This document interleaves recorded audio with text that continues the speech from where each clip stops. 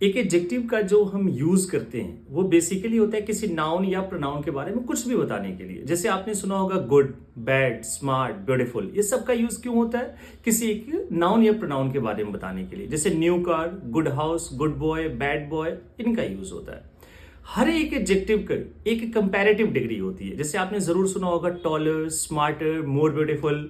तो जब आप एडजेक्टिव में आर या ईयर ऐड कर दो या फिर आप एडजेक्टिव में मोर ऐड कर देते हो तो वो डिग्री बन जाती है कंपैरेटिव। जैसे आपने सुना होगा taller than, smarter than, more beautiful than, more handsome than, greater than. इसका यूज बेसिकली होता है किसी दो चीजों के बीच में तुलना करने के लिए, कंपैरिजन करने के लिए। जैसे हम हिंदी में बोलते हैं ना कि वह मुझसे लंबा है, मैं उससे अच्छा हूं, यह घर उस घर से बड़ा है। तो ये सब चीजें क्या होती है हिंदी में? तुलना। इसी को इंग्लिश में हम कहते हैं कंपैरिजन। ये आप किसी भी एग्जाम में अगर आप अपीयर होने वाले हैं, यहां से 1 से 2 क्वेश्चन डेफिनेटली आपके पेपर में पूछा जाता है। और वो गलतियां क्या होती है?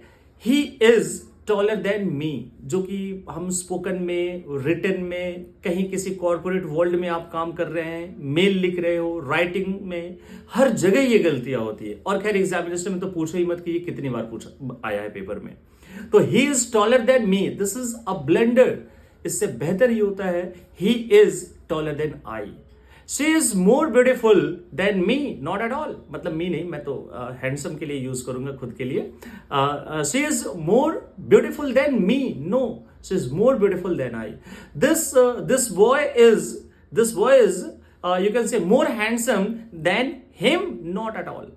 This boy is more handsome than he.